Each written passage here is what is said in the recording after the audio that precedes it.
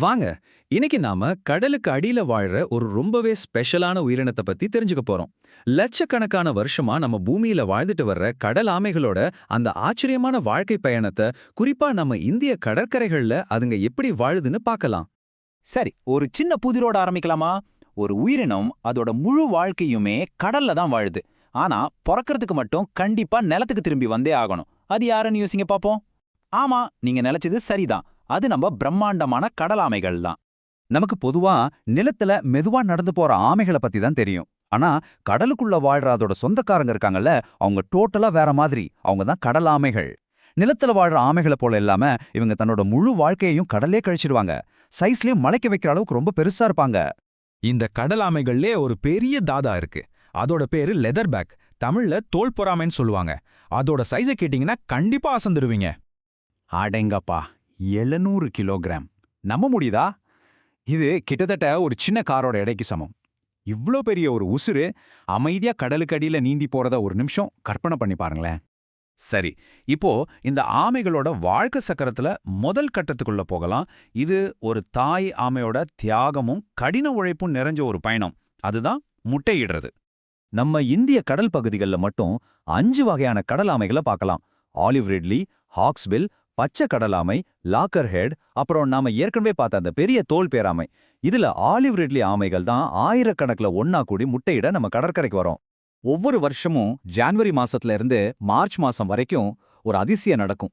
பெண் olive ridley ஆமைகள் அதுங்க எங்க பிறந்துச்சோ அதே கடற்கரைக்கு ராத்திரி நேரத்துல திரும்பி வரும். கடல்ல ரொம்ப ஈஸியா நீந்துற அதுங்களுக்கு நிலத்துல நகர்றது உண்மையிலே ஒரு பெரிய போராட்டம் தான். இந்த முட்டையிடுறதுங்கிறது ஒரு பெரிய ப்ராசஸ். முதல்ல அந்த பெரிய உடம்ப கஷ்டப்பட்டு கடற்கரைக்கு இழுத்துட்டு வரும். அப்புறம் தன் குஞ்சுகளுக்கு எந்த ஆபத்தும் வரக்கூடாதுன்னு அலைகள் வராத ஒரு பாதுகாப்பான இடத்தை தேடும். தன்னோட பின்னங்கால்களாலேயே கிட்டத்தட்ட 1.5 அடி ஆழத்துக்கு ஒரு குழி தோண்டும். அதுக்குள்ள மெதுவா கிட்டத்தட்ட 100 முட்டைகளை இடும். கடைசியா எதிரிகள் கண்ணுல படாம அந்த கூட்டம் மணலால மூடி மறைச்சிட்டு தன்னோட கடமை முடிஞ்சிருச்சுங்கிற திருப்தியோட திரும்பவும் கடலுக்குள்ளேயே போயிடும். இந்த மறைக்கிற வேலை ரொம்ப முக்கியம். தன்னோட துடுப்பால மணலை தள்ளி அங்க ஒரு கூடு இருந்ததற்கான அடையாளமே இல்லாம பண்ணிடும். அவ்வளோதான், அதோட தாய்மை கடமை முடிஞ்சது. அது கடலுக்குள்ள மறைஞ்சு போயிடும். அம்மா, ஆமை தன்னோட வேலையை முடிச்சுட்டு போயிடுச்சு. ஆனா குட்டி ஆமைகளோட போராட்டம் இப்பதான் ஆரம்பிக்க போகுது. கடலை நோக்கிய ஒரு பெரும் ஓட்டம். இது வாழ்வா சாவான்னு முடிவு பண்ற ஒரு பயங்கரமான பயணம். அம்மா விட்டுட்டு போன அந்த கூட்டுல இயற்கையே அந்த முட்டையில அடை காக்கும்.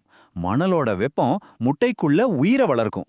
கிட்டத்தட்ட 2 மாச காத்திருப்புக்கு பிறகு அந்த மணல் கூட்டுக்குள்ள இருந்து ஒரு சின்ன அசைவு தெரியும். குட்டி ஆமைகள் வெளியே வர தயாராயிடுச்சு. இத்தோணுண்டு இருக்கிற குஞ்சுக அந்த தோளாலான முட்டையோட்டையை எப்படி உடைக்குது? அதுக்குன்னே அதுகிட்ட ஒரு ஸ்பெஷல் கருவி இருக்கு. அதுதான் முட்டைப்பல். மூக்கு முனையில இருக்கிற இந்த சின்ன கூரான பகுதியை வச்சு ஓட்டையை குழிச்சிட்டு முதன்முறையா இந்த உலகத்தை பார்க்கும். ஆனா பாருங்க, அதுங்க வெளியே வந்த அடுத்த நொடியே நாலா பக்கமும் ஆபத்து காத்துக்கிட்டு இருக்கும். நிலத்துல பசியோட நண்டுகளும் பறவைகளும் காத்துக்கிட்டு இருக்கும்.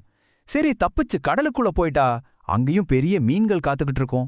இது உண்மையிலேயே ஒரு உயிர் பிழைத்தலுக்கான ஓட்டம்தான். இத்தனை ஆபத்தையும் தாண்டி கடைசியில என்ன நடக்குது தெரியுமா? விஞ்ஞானிகளோட கணக்குப்படி 1000த்துல ஒரே ஒரு குஞ்சு மட்டும்தான் தப்பிச்சு பெரிய ஆமையா வளருது. நினைச்சு பாருங்க, 1000த்துல ஒன்னே ஒண்ணு. இதுதான் இயற்கையோட ஒரு கடினமான நிஜம்.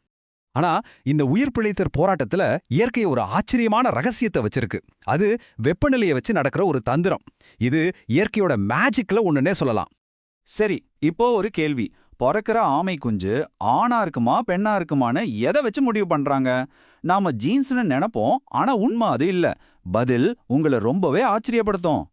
ஆச்சரியமான உண்மை என்னன்னா, ஒரு குஞ்சோட பாலினத்தை முடிவு பண்றதே அந்த மணலோட சூடுதான். ஆமா, இந்த அட்டவணையை பாருங்க. மணல் கொஞ்சம் குளிர்ச்சியா, அதாவது 28 டிகிரி செல்சியஸை விட கம்மியா இருந்தா பொறக்கிறது எல்லாமே ஆண் குஞ்சுகள் தான். அதே சமயம் ரொம்ப சூடா 30 டிகிரிக்கு மேல இருந்தா பொறக்கிறது எல்லாமே பெண் குஞ்சுகள் தான். நடுவுல இருந்தா ரெண்டும் கலந்து பொறக்கும். என்ன ஒரு அற்புதம் பாருங்க. பல லட்சம் வருஷமா இயற்கையோட எல்லா சோதனைகளையும் ஜெயிச்ச அந்த ஆமைகளோட எதிர்காலம் இன்னைக்கு ஒரு பெரிய கேள்விக்குறியா இருக்கு. இதுக்கு காரணம் மனுஷங்களான நாம தான். நம்மளுடைய செயல்கள் ஒவ்வொன்றும் அதுங்களுக்கு யமனா முடியுது. நாம கடல்ல கொட்டுற பிளாஸ்டிக் குப்பைகள் அதுங்க மூச்சை அடைச்சு கொள்ளுது. அதுன்னு முட்டையிட வர்ற அதே கடற்கரைகள்ல நாம பெரிய பெரிய கட்டிடங்களை கட்டும்போது அதோட அடுத்த தலைமுறையே உருவாக வழி இல்லாம போகுது. டைனோசர்கள் காலத்துல இருந்து வாழ்ந்துட்டு இருக்கிற இந்த உயிரினம் நம்ம கிட்ட இருந்து தப்பிச்சு பிழைக்குமா? இதுதான் இன்னைக்கு நம்ம முன்னாடி இருக்கிற ஒரு மிகப்பெரிய கேள்வி. இந்த கடலோட பழமையான பயணிகளோட எதிர்காலம் நம்ம கையில தான் இருக்கு. நாம என்ன செய்ய போறோம்?